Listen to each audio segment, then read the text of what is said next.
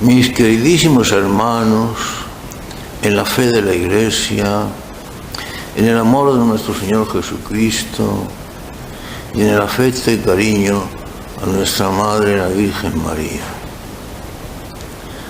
En este domingo segundo de Adviento, expone la Iglesia a nuestra consideración un fragmento del Evangelio de San Mateo, en el cual se nos muestra un acontecimiento en el que se nos dice cómo el Bautista, encontrándose prisionero por orden del rey Herodes en la fortaleza de Maqueronte y próximo ya a ser decapitado por orden de este mismo rey Herodes, hallándose en esta situación, envía a algunos de sus discípulos a preguntarle a Jesús: ¿eres tú el Mesías que esperábamos y que había de venir para la salvación de Israel? ¿O por el contrario, hemos de esperar a otro? Lo primero que nos sorprende de este hecho es la circunstancia de que fuera precisamente el Bautista, un hombre extraordinario, apóstol aclamado entre los judíos, precisamente el mismo que había dado testimonio de la divinidad de Jesús, había visto descendido el Espíritu sobre la cabeza del Mesías, de Jesús, y había oído la voz de que este es mi Hijo amado, y él mismo en persona le había bautizado, exponiendo primero las consideraciones de que él no se hallaba digno de bautizarle a este personaje, al cual ni siquiera se consideraba merecedor de atar la correa de su zapato. Él había anunciado a las gentes públicamente que ese tal era el Cordero de Dios, el que había bautizado a los demás en el Espíritu y en fuego, cuando él, el Bautista, solamente los había bautizado en agua, como preparación para el que había de venir. Pues bien, después de estos testimonios tan claros y tan evidentes, confesando la grandeza de este personaje extraordinario, el Mesías, que es el mismo Jesús, testimoniado con palabras clarísimas del mismo Bautista, pese a todo lo cual, el Bautista, encerrado en el rincón más oscuro de la fortaleza de Maqueronte, encontrándose en esa situación de angustia, de abandono y de soledad, situación muy explicable por parte nuestra, es cuando envía a algunos de sus amigos a preguntarle a Jesús si realmente él era el verdadero Mesías, o más bien habían de seguir esperando a otro. Una situación y una pregunta que nos llenan de consternación. ¿Cómo es posible que esto ocurriera? Sin embargo, es absolutamente explicable y nosotros mismos hemos experimentado en nuestras propias almas este tipo de situaciones. Ante lo inaudito, ante lo inesperado, nos hemos encontrado en confusión, en situación de vernos incapaces de explicar lo que parecía inexplicable. Este hombre, que había sido aclamado por las multitudes, reconocido como Mesías, y sin embargo era un hombre actualmente y en definitiva fracasado. El Bautista, a pesar de su condición de profeta, pero que sin embargo como hombre público e inteligente era perspicaz y experimentado, adivinaba muy bien la condición de Jesús como en definitiva la de un hombre fracasado. Y siendo un hombre fracasado, destinado a ser objeto de lo propio de las gentes, con su misión completamente convertida, reducida a la nada, una condición, una misión que a primera vista había de ser gloriosa, es completamente natural y explicable, y nosotros como humanos lo comprendemos con claridad, que el Bautista se sintiera consternado y confundido. Muchos comentaristas a lo largo de los siglos han explicado o intentado explicar esta situación del Bautista diciendo que se trataba solamente de enviar a sus discípulos a fin de confirmarlos en la fe, después de que Jesús mismo ante ellos diera testimonio de su divinidad. Una explicación que después de todo no deja de ser ingenua.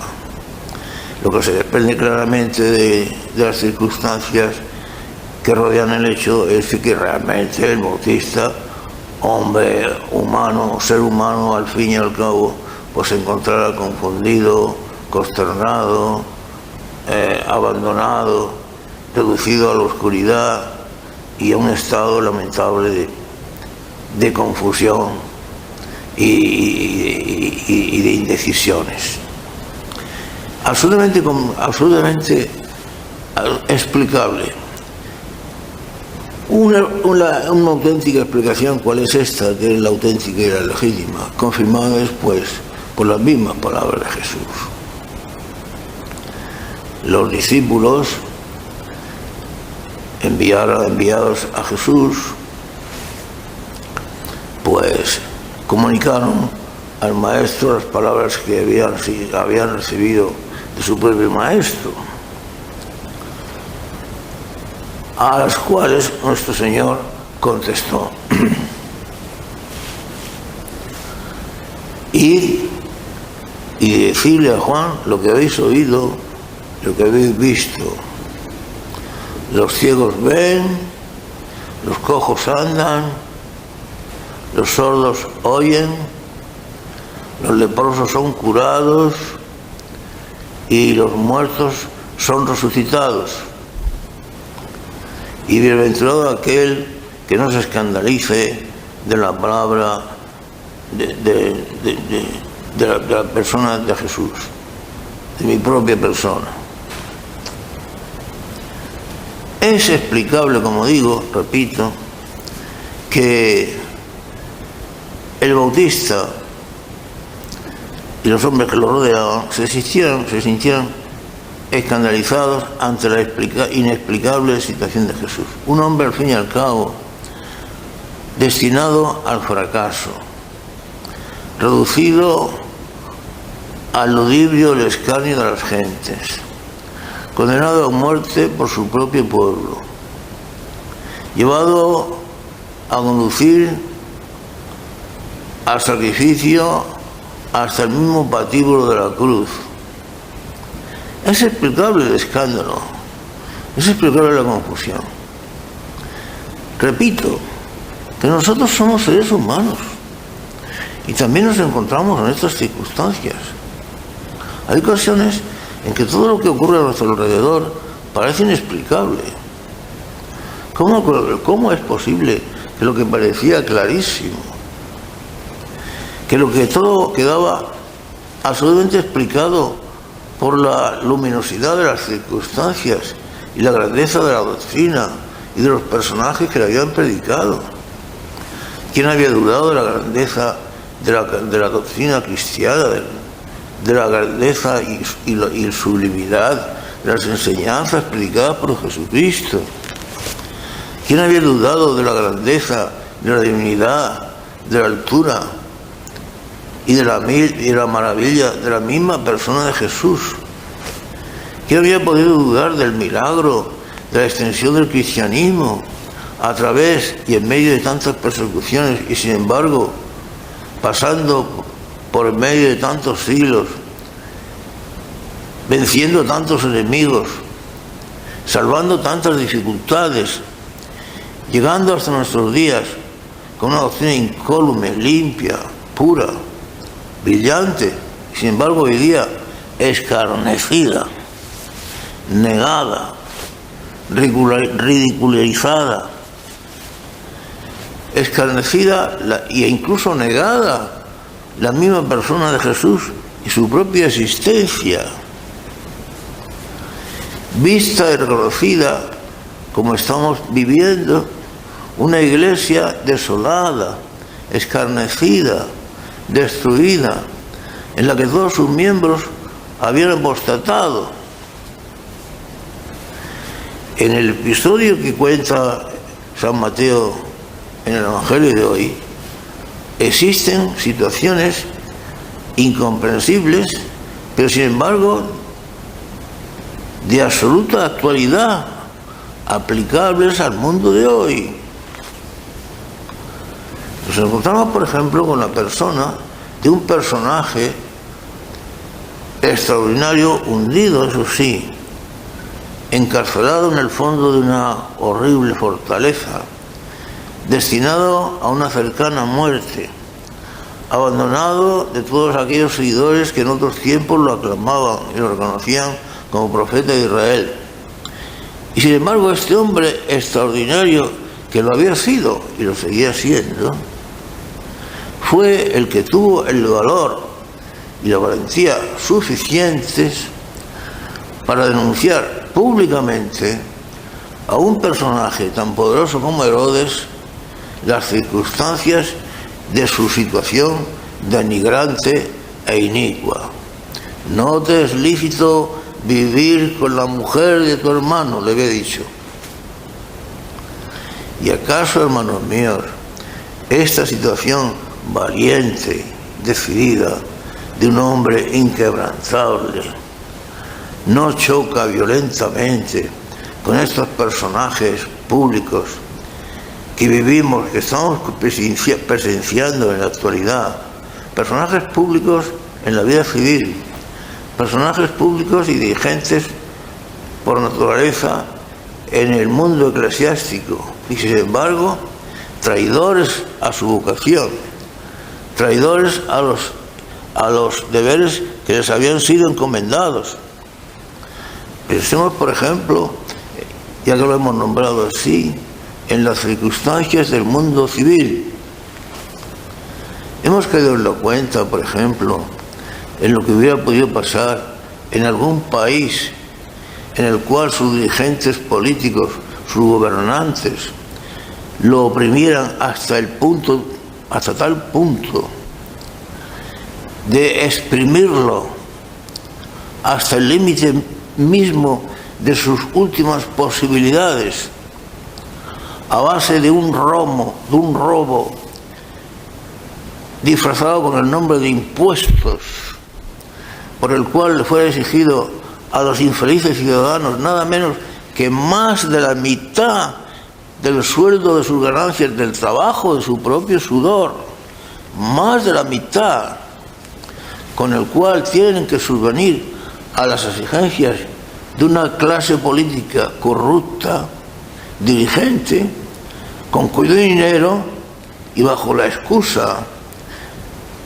de acudir a las necesidades del gasto público, a lo que en realidad se destinan tales exacciones o robos llamados impuestos, no es sino más que acudir a las necesidades y veleidades de ciertos grupos extremistas que no persiguen otra cosa más que la destrucción y el fraccionamiento de la patria, o bien a subvenir a las necesidades de esa clase política corrupta y dirigente que tiene que justificarse a sí misma y que necesita también el apoyo de esos grupos disidentes, enemigos de la patria, enemigos de los ciudadanos, pero a los cuales necesitan para establecerse y ellos mismos y en su propio estatus, en su propia condición de vida poderosa, de dominio del pueblo, de condiciones las más óptimas para llevar a cabo la exacción del pueblo, establecerse en su condición. Esta explicación, sin embargo, esta explicación, hermanos míos, muy hermanos, que aparentemente, a primera vista, podría ser la explicación de algunos analistas ingenuos y bien intencionados, en mi modesta opinión, y sin que tenga más valor que eso, no es todavía la verdadera explicación. La verdadera explicación que persiguen estos dirigentes no es la de llevar a cabo el mantenimiento de esos grupos de delincuentes que, establecidos como grupos independentistas y rebeldes, en definitiva tratan del fraccionamiento, de la destrucción de una nación. Esa explicación, a primera vista verdadera, no deja de ser ingenua. La verdadera y última explicación, aunque nadie sea capaz de decirla, de confesarla, ni de reconocerla, es la que de esos grupos dirigentes que llevan el gobierno de ese posible país, es la de que, en último término, conducidos por los dictados y el gobierno de una masonería universal, que es la que realmente rige los destinos del mundo, tales grupos dirigentes lo que realmente persiguen es la destrucción total y hasta su más profunda raíz de tal país del cual, imaginario o real, estamos hablando. Pero pasemos del ámbito civil al ámbito eclesiástico. Y estamos hablando de un hombre recio, firme, poderoso, de carácter, firme en su fe, auténtico en sus convicciones, dispuesto a todo hasta la muerte, que no tiene inconveniente en denunciar al tirano y en hacerle hacer acusación pública de los delitos de ese tirano. No te es lícito vivir con la mujer de tu hermano.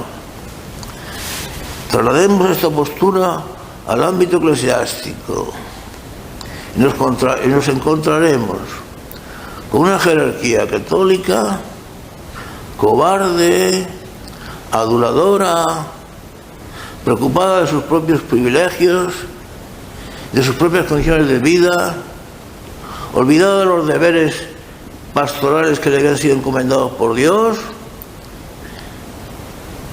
y que han caído en la apostasía más general y universal, y faltando a sus deberes de predicar la verdadera doctrina, de denunciar el error, de defender la verdad,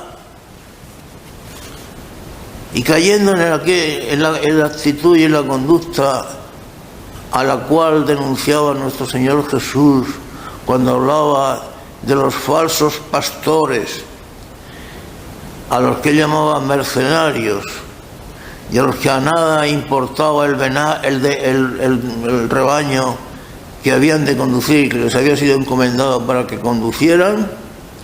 Se aprovechaban del rebaño para su propia utilidad y provecho, descuidando la obligación de conducir al rebaño a los buenos pastos, de prevenirlos del peligro del lobo que llegaba a devorarlos, que incluso huían ante el peligro y abandonaban el rebaño. Y así nos encontramos con esa condición en que tantas y tantas ovejas andan sin pastor, desconcertadas, confundidas, sin saber a dónde acudir.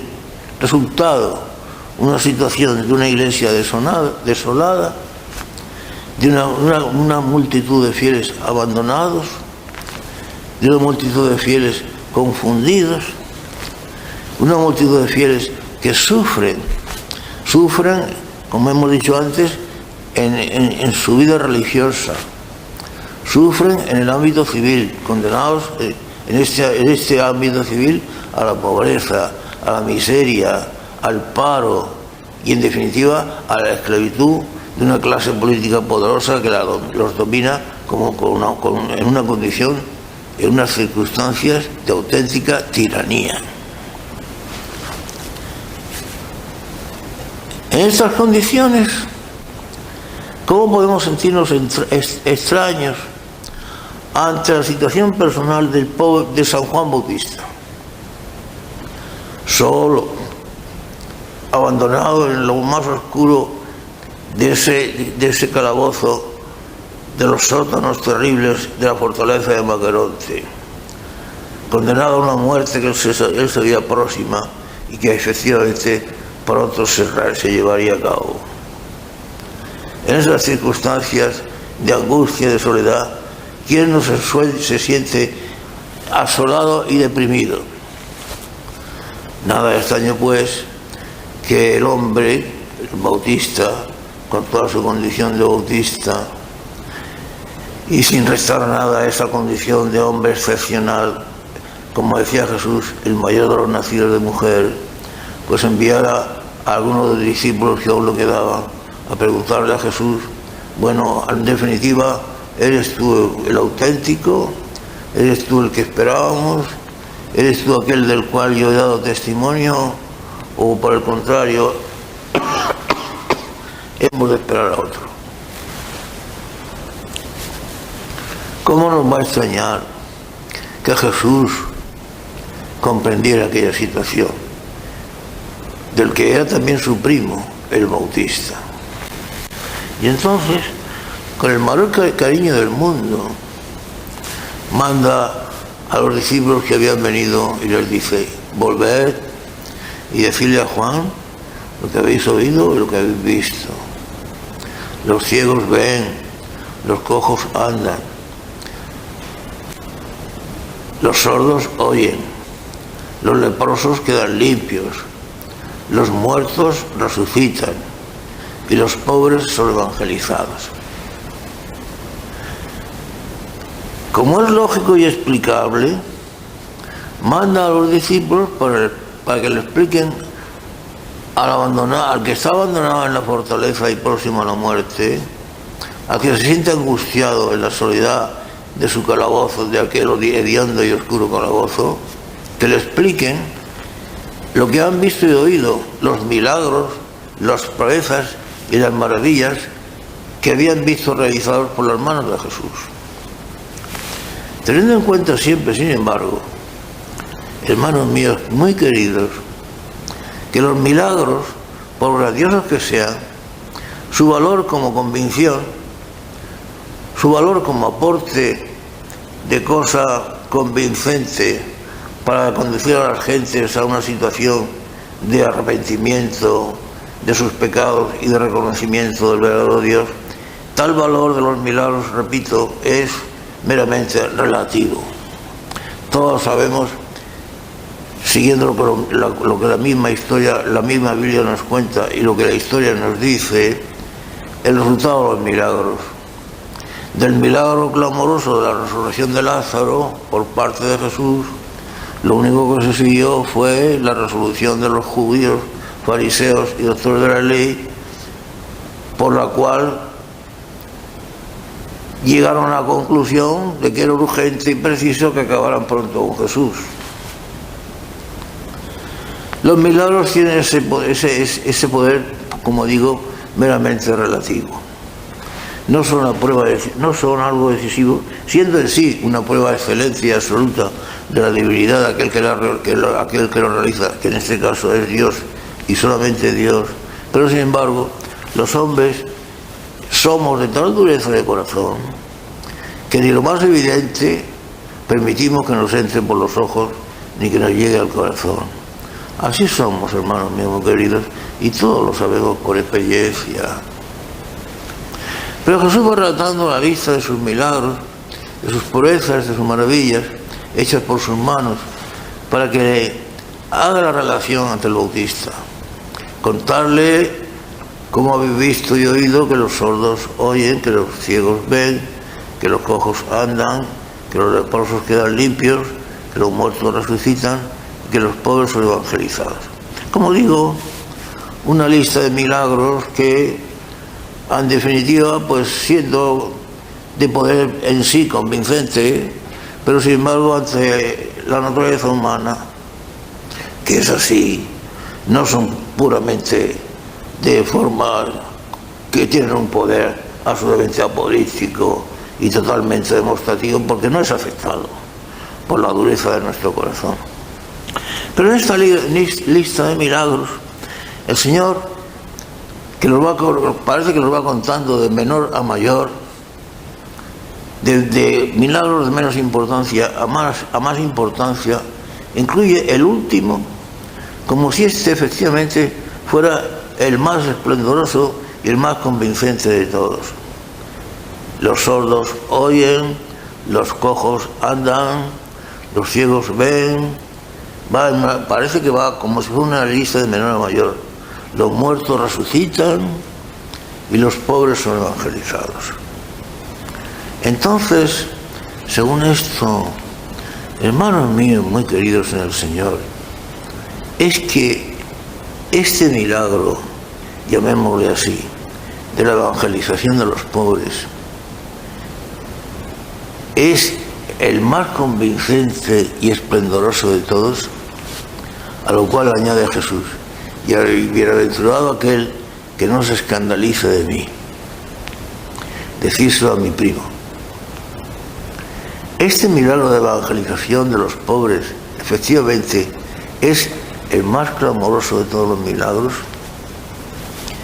Tened en cuenta que cuando la palabra pobres aparece en la boca de nuestro Salvador y Señor, tiene un significado no distinto, sino absolutamente contrario al que suele tener en los gerifaltes y de nuestro mundo, en los falsos profetas, en los falsos doctores y maestros que nos gobiernan, los cuales utilizan el concepto de pobreza y la palabra pobre y el concepto pobre en un sentido que coincide justamente con el análisis marxista de la pobreza y de la lucha de clases.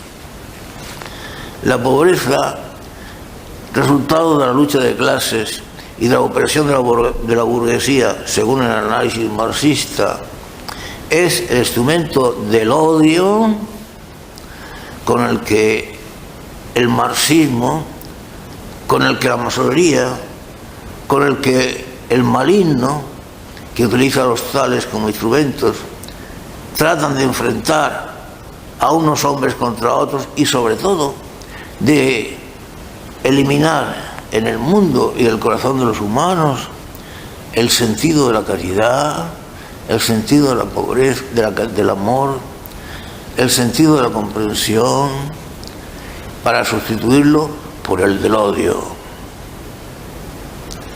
Ese es el sentido y el verdadero significado que la pobreza o la llamada opresión de los pobres o la llamada opresión que la llamada burguesía realiza sobre los pobres es el significado que realmente tiene en la catequesis y predicación, incluso católica, incluso por parte de la jerarquía de nuestros días.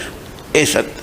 Pero en la boca de Jesucristo, los pobres, ¿quiénes son los pobres? Los pobres son, o somos, si lo queremos decir así, por la gracia de Dios, somos los infelices del mundo. Somos los pequeñitos del mundo. Somos los desconocidos del mundo. Somos los olvidados del mundo.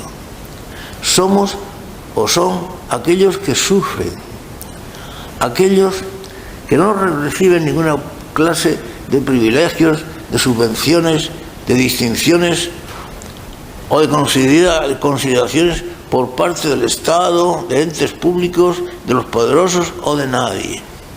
Los pobres son los pobrecitos, los realmente pobrecitos del mundo, los olvidados del mundo, los que sufren, aquellos de quienes nadie hace caso, son los desconocidos, son esa madre que sufre, ese padre que sufre por sus hijos, ese empleado al cual no le llega la paga, los ingresos no llegan hasta fin de mes, son esos pobres desgraciados que se encuentran en el paro porque fueron expulsados del trabajo a una edad demasiado temprana y que ahora no encuentran ocupación ni trabajo por ninguna parte. Son esas pobres sociedades, a veces grandes y a veces pequeñas, pero por la presión de injustos, de robo por parte del Estado, se encuentran obligadas a huir a otra parte, a abandonar, y con ellos pues dejar sin trabajo a los pobres obreros que dependían de esas sociedades, de esas empresas grandes o pequeñas, etcétera, etcétera, etcétera. Los operadores pobres son los desgraciados del mundo.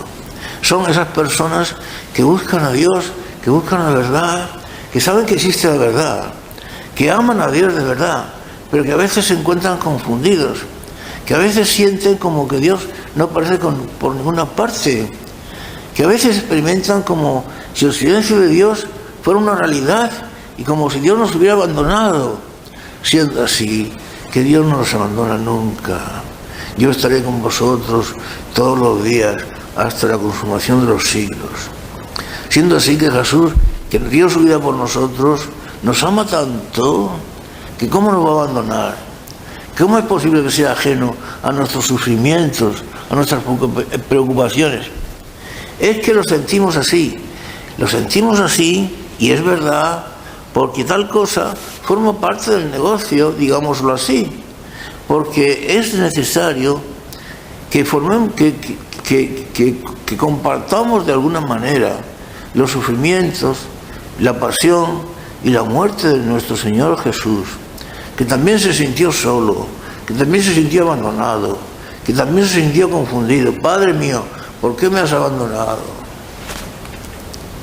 Tales sentimientos de Jesús son verdaderos. Soy un gusano más que un hombre. Soy lo propio de mi pueblo. Soy escupido y abandonado por todos. Fue coronado de espinas. Pero, ¿por qué razón, dice él, decirle a mi primo que es bienaventurado aquel que no se escandalice de mí? ¿Es que hay alguna razón? ¿Existe alguna razón por la cual podamos sentirnos escandalizados de este hombre que es Jesús? Existen multitud de razones, sobradas razones. ¿Cómo no vamos a sentirnos escandalizados ante este hombre, cuyo destino final fue el fracaso, cuya consumación última fue morir en un patíbulo desangrándose en la cruz? ¿Cómo nos vamos a sentir escandalizados ante este hombre que primeramente fue aclamado por su propio pueblo?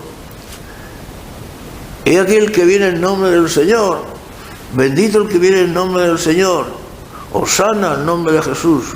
Y ahora fue condenado por todos, escupido por todos, denigrado por todos, desgarrado sus vestiduras, dejado en cueros en el madero de la cruz, escarnecido, escupido, vituperado, burlado. Su misión aparentemente fracasada en absoluto. Decía San Pablo que la cruz había sido y era y seguía siendo escándalo para los judíos y locura para los gentiles. Hermanos míos muy queridos, vistas las cosas desde el punto de vista puramente humano, nos sobrarían razones para sentirnos escandalizados con respecto a la persona de Jesús. Sobraban motivos para que Jesús enviara al Bautista ese recado de decirle que bienaventurados aquellos que no se escandalizan de mí, porque realmente hay que tener una fe consumada y un amor acendrado y una fe firme y una confianza absoluta en esa persona cuyo fracaso parece total y que sin embargo seguimos teniendo confianza en él y que sin embargo no nos escandalizamos de su persona. Pero es que ese aparente fracaso total ese a primera vista desastre absoluto, el mayor que cabe imaginar, y más por una persona que parecía ser destinada nada menos que a la condición de Mesías, de Dios y de Salvador del mundo. Ese desastre total no es sino la consecuencia del amor mantenido hacia nosotros, porque tal cosa era necesaria para satisfacer la justicia divina y redimirnos a nosotros y sacarnos de esa condición de miseria y de pecado en la que nos encontrábamos, para volvernos a la situación gloriosa que fue la primitiva para nosotros, de hijos de Dios. Esa situación de sufrimientos por parte de este hombre era necesario porque quiso hacerse partícipe de nuestros propios sufrimientos, de nuestros propios dolores, porque quiso hacerlos suyos, para que cuando ya llegara el momento de nuestros sufrimientos, de nuestras confusiones, de esos momentos y situaciones en las que nos encontramos en la oscuridad y sin saber qué hacer, que supiéramos que por esas situaciones no solamente él ya había pasado por ellas, sino que las había hecho suyas, y al hacerlas suyas santificaba las nuestras. Es como la situación, la última y la más tremenda de todas, la de la muerte, por la cual éramos conducidos a la nada o al infierno. Era el desastre final, el sepulcro, y sin embargo, por su propia muerte, hecha nuestra por su amor y por su gracia, resulta y sucede que nuestra propia muerte se convierte en gloriosa, se convierte en la fuente y camino de nuestra propia salvación. Hermosa ante los ojos de Dios la muerte de los justos, la muerte que tanto había aterrorizado durante milenios a los hombres. Decía San Juan, el evangelista, que él, Jesús, fue el que nos libró del temor de la muerte. Por eso, la razón, la conveniencia y la claridad de las palabras de Jesús cuando dice a los enviados del Bautista, y decirle que son bienaventurados los que no se escandalizan de mí. Hoy en día, hermanos míos, en la situación que estamos viviendo de apostasía general, de degradación y de desolación de la Iglesia, de jerarquía apóstata, aduladora, traidora y cobarde, en esa situación en la que las ovejas andan desparramadas y confundidas, sin embargo, es el momento ideal, es para sentirnos firmes en la fe, para agarrarnos a ese amor de Jesús del cual decía San Pablo, pero ¿quién será capaz de privarnos del amor de Jesús? Nadie. Ni la muerte, ni la vida, ni el miedo, ni la espada, nadie nos puede quitar el amor de Jesús. Estos momentos de desolación y de degradación de la Iglesia, estos momentos de apostasía general, estos momentos de cobardía clamorosa por parte de la jerarquía que nos tenía que gobernar, son los momentos los más ideales para demostrar, para vivir nuestra confianza, nuestra fe y nuestro amor a Jesús. Hermanos queridos míos, si me permitís la confianza y la confidencia